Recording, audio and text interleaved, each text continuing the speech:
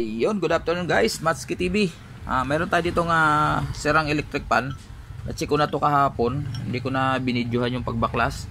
At umuugong lang siya. Tapos in-overhaul ko kasi nanikit yung yung shafting sa bushing. So ayan, nilagyan ko na ng langis yan. Tapos nung binalik ko, hindi ko na tiyanik kasi muna yung resistance ng motor dahil akala ko stock up lang. So papalitan natin ng motor guys. Ito nakabili na ako kanina sa bayan kasi wala ako stock. Pabili na ako. Ito guys, ito.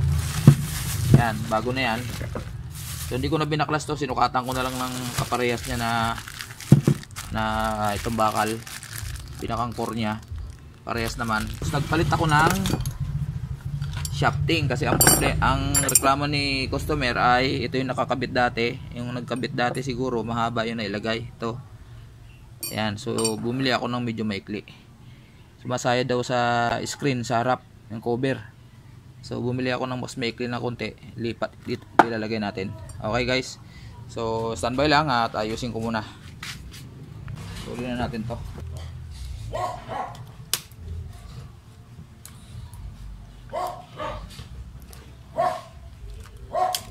So gamitin natin tong fuse kasi buo naman to. Ito mga tanso na yan. Pero naglalagay pa rin ako ng fuse. Pakita ko sa inyo paglalagay ko ng fuse. Hindi tayo maglalagay ng fuse mamaya. Yan. Yun. Ayun. So ito dito natin ilalagay. Dito natin ilalagay ito. Hinang natin yan. Kita ba ang ginagawa ko? Baka natatakot na naman ang kamay ko. Kalimutan ko po magpainit kagwang. Sabi ni Enteng, kagwang bay. Habang nagpapainit tayo ng panghinang, kakabit ko muna tong rotor dito sa shafting na bago. Ayun, di ko na sa inyo pinakita paghinang. Gagamitin natin. Manipis to eh.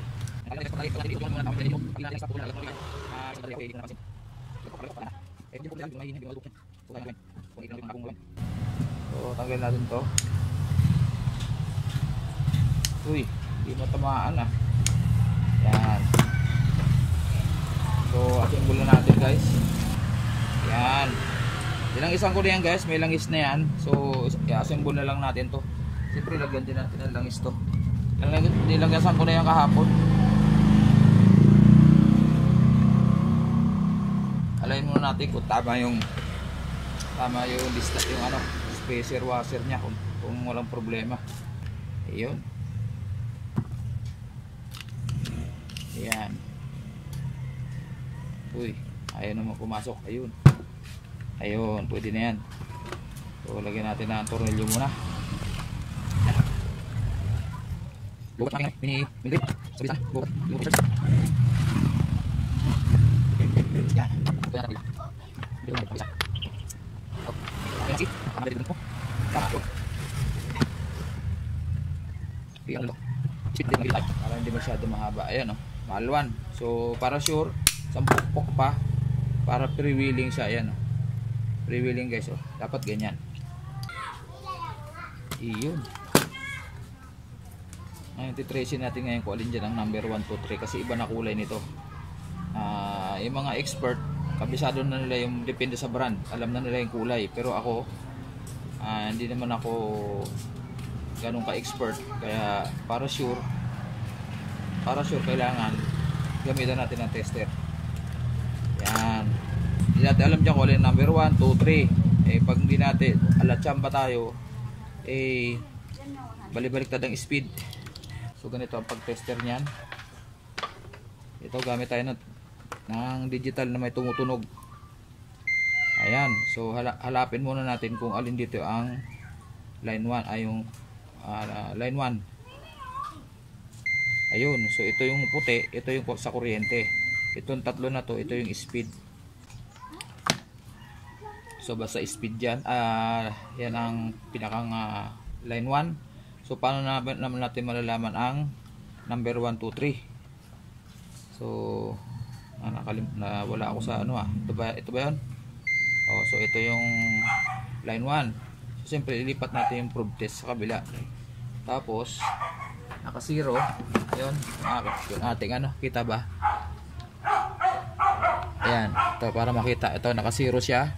So kailangan lagay natin sa 1 syempre. 1. Ngayon, pag naka 1 yan, malalaman natin dito kung alin dito yung tutunog. Yun ang 1. Ayun, so 1 yan. So ibig sabihin yung dalawa hindi yan tutunog dapat. Ayan o. So ito na yung 1. Okay? So 2. So siyempre dito na lang ang pagbibilan, wala na iba. Just na dalawa. So alin dyan ang 2? Ayun ang 2. So ito yung 3. So sundan natin. Tandaan nyo guys ha. Tulungan nyo ako, baka magkamali ako ng dugtong. Hindi, joke lang guys. Alam na natin yan. So bawasan natin to. Kasi dudugtong natin yung yan. Sinagad ko na yung iba kasi mahaba mag-iwan dito. Ako hindi, kunti lang. Huwag natin kakalimutan yung ito. Kailangan kasi ito rito. Kasi ito ang una. Huwag natin kakalimutan to. Ito, sinkable tube na malaki para mamaya pag nadugtungan na natin yan. Diba? Ihilahin na lang natin. So ang puti ang line 1. Papunta sa common ng motor. Ito naman yung common. Pag galing sa motor, common tawag dyan. Yan. So siyempre lagyan natin to. Yan. Tapos ito natin ito rito. Hindi ko na hinihinang yan guys. Walang problema yan. Pag gumagawa ko ito, hindi ko na hinihinang. Yan. Bawasan natin yung dulo. Tapos yan. Mamaya natin yan. Balatan muna natin to. Alalay ang paggupit. Baka ayun. Ayaw talaga. Kabuang. Kaya kasi ako splicer eh. Dapat talaga ito. Huwag muna natin ilahin para madali. Yan. So ang kanina ang naging number 3 ay ito. Tama ba? Ulitin natin guys ha. Kung magkamali kayo ng pagkabit niyan, wala namang problema. Hindi naman yan puputok o kung ano man. Kaya lang i-speed baliktad. So tingnan natin, naka number 3. Ito ba yun? Ay hindi, ito pala. So hindi yan. Ito yung line 1 natin. Ayun. So number 3 dito ilagay sa pula. Kasi sa pula sa mga standard na winding is pula ang number 3 lagi. So hindi na tayo magte-tester dyan. Hindi na tayo magte-tester dyan. Matic yan. Matic na yan pula. Ang number 2 ang itim. Ayan. Ito yung number 2. Ayan ako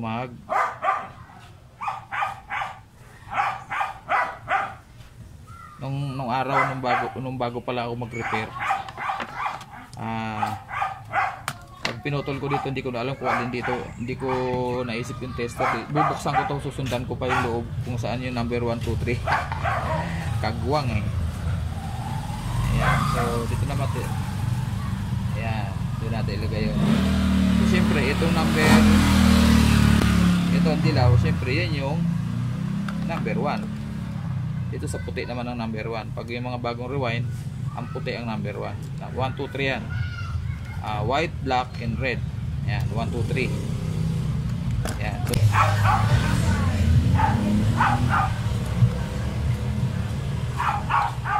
Yan, bawasan natin konti.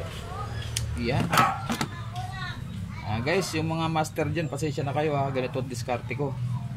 Kung may mali, pasintabi na lang po kung may mali sa ginagawa ko. Dahil hindi naman tayo expert. So, kailangan natin ang kapastor to. So, ano ko na to? Final na natin to. Tagalan ako doon sa gearbox. May problema yung gearbox. Baka biglang dumating yung may-ari. Ayan.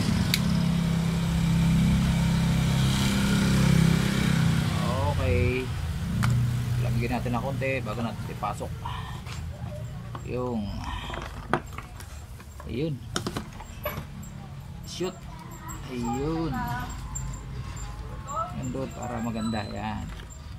Kulang na siya. Okay, kaya ko. Yan. Yan. Ayos. Yan. Yan.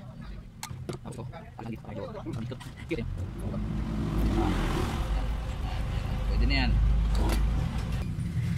Yan. Tapos ito, capacitor. Ito, naman natin dulo. Tapos switch.